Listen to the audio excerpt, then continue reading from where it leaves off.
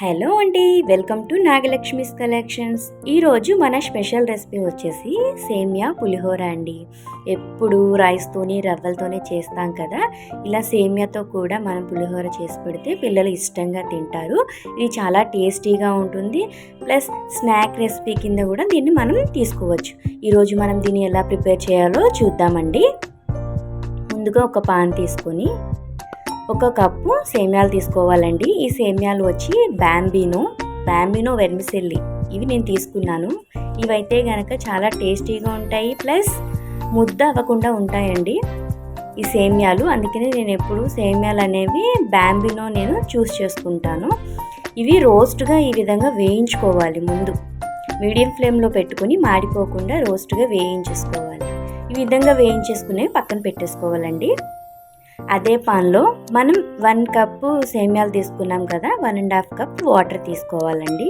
ఈ వాటర్ అనేది మనం సరైన క్వాంటిటీలో వేస్తేనే సేమ్యాలు అనేవి ముద్ద అవ్వకుండా ఉంటాయి.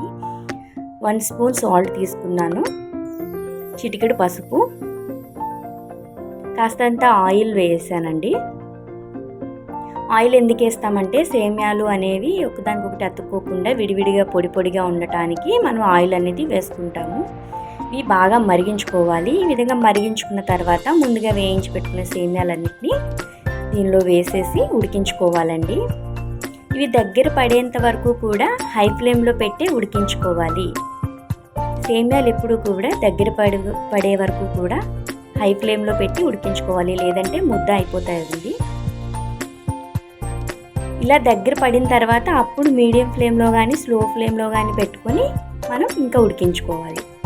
ఓకేనండి, ఈ విధంగా ఉడికించుకోవాలి. ఈ విధంగా ఉడికించుకుంటే దగ్గర అంటుకోకుండా ముద్దగా అవ్వకుండా ఉంటుందండి.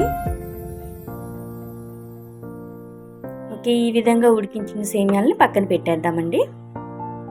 వేరొక పాన్ తీసుకొని కాస్తంత ఆయిల్ వేసుకొని పచ్చి శనగపప్పు, సాయి మినపప్పు, కాస్తంత ఆవాలు, 3-4 పచ్చిమిరపకాయలు, కాస్తంత కరివేపాకు,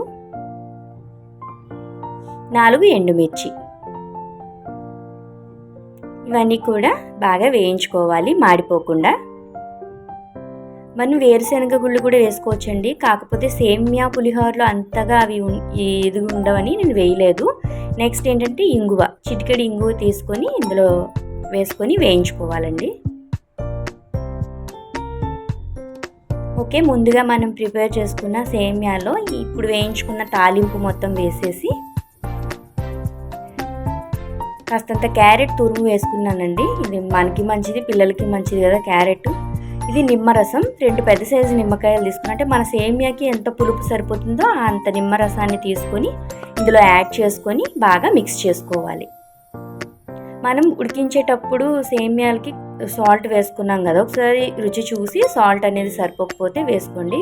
చూసారండి ఎంత పొడిగా ఉందో. మనం సరైన క్వాంటిటీలో వాటర్ అనేవి పోసి అవి సేమ్యాలను కూడా చక్కగా వేయించుకొని చేసుకుంటే ఈ విధంగా వస్తుంది సేమ్యా పులిహోర. చాలా టేస్టీగా ఉంటుంది. సర్వ్ చేసుకుందాం. మీరు కూడా చేయండి. మన ఛానల్ని సబ్స్క్రైబ్ చేయండి, లైక్ చేయండి తప్పకుండా. Thank you.